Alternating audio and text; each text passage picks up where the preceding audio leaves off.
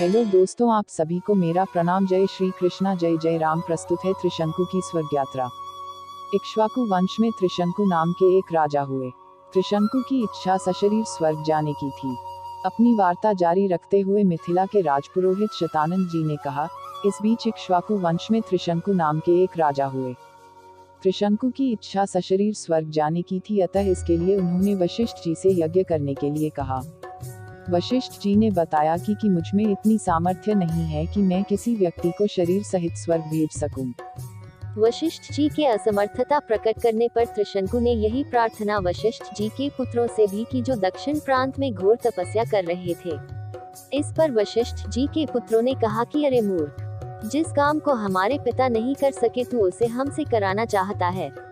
ऐसा प्रतीत होता है कि तू हमारे पिता का अपमान करने के लिए यहाँ आया है।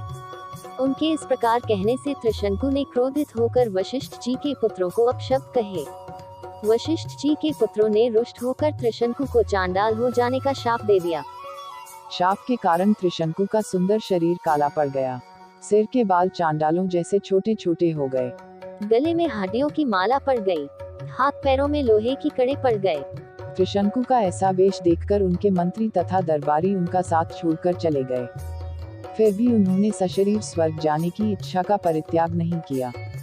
वे विश्वामित्र के पास जाकर बोले कि ऋषिराज, आप महान तपस्वी हैं। मेरी सशरीर स्वर्ग जाने की इच्छा को पूर्ण करके मुझे कृतार्थ कीजिए। विश्वामित्र ने कहा कि राजन, तुम मेरी शरण में आए हो, मैं तुम्हारी इच्छा अवश्य पूर्ण करूंगा। इतना कहकर विश्वामित्र ने अपने उन चारों पुत्रों को बुलाया जो दक्षिण प्रांत में अपनी पत्नी के साथ तपस्या करते हुए उन्हें प्राप्त हुए थे, और उनसे यज्ञ की सामग्री एकत्रित करने के लिए कहा। उन्होंने अपने शिष्यों के द्वारा वशिष्ठ के पुत्रों सहित वन में रहने वाले सब ऋषि मुनियों को यज्ञ में सम्मिलित होने के लिए निमंत्रण भी भिजवा दिया। शिष्यों ने लौटकर बताया कि सब ऋषि मुनियों ने निमंत्रण स्वीकार कर लिया है, किंतु वशिष्ठ जी के पुत्रों ने यह कहकर निमंत्रण अस्वीकार कर दिया कि जिस यज्ञ में यजमान चांडाल और पुरोहित क्षत्रिय हो, उस यज्ञ का भाग हम स्वीकार नहीं कर सकते। यह सुनकर विश्वामित्र जी ने क्रोध होकर कहा कि उन्होंने अकारण ही मेरा अपमान किया है।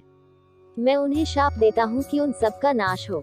आज ही वे सब कालपाश में बंध कर यमलोक को जाएं और 700 वर्षों तक चांडाल योनि में विचरण करें। उन्हें खाने के लिए केवल कुत्ते का मांस मिले और सदैव कुरूप बने रहें। इस प्रकार शाप देकर वे यज्ञ की तैयारी में लग गए। शतानंद जी ने आगे कहा, हे राघव, विश्वामित्र के शाप से वशिष्ठ जी के पुत्र यमलोक सिधार गए।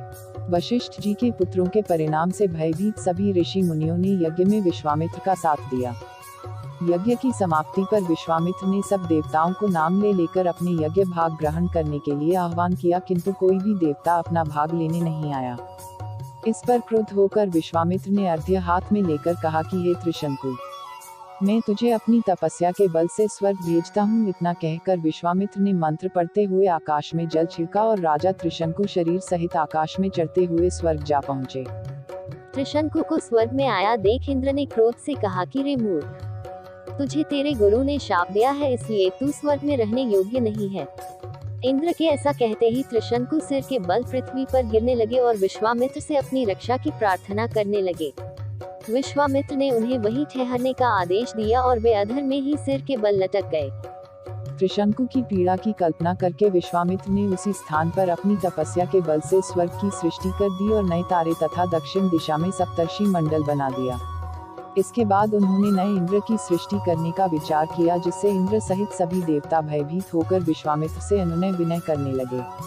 वे बोले कि हमने त्रिशंकु को केवल इसलिए लौटा दिया था कि वे गुरु के शाप के कारण स्वर्ग में नहीं रह सकते थे। इंद्र की बात सुनकर विश्वामित्र जी बोले कि मैंने इसे स्वर्ग भेजने का वचन दिया है, इसलिए मेरे द्वारा बनाया गया यह स्वर्ग मंडल हमेशा रहेगा और त्रिशंकु सदा इस नक्षत्र मंडल में अमर होकर राज्य करेगा। इससे संतुष्ट होकर इंद्रादि देवता अपने अपने स्थानों को वापस चले गए। धन्यवाद आप सभी का। आपका दिन सुखमय हो। ओम साई राम।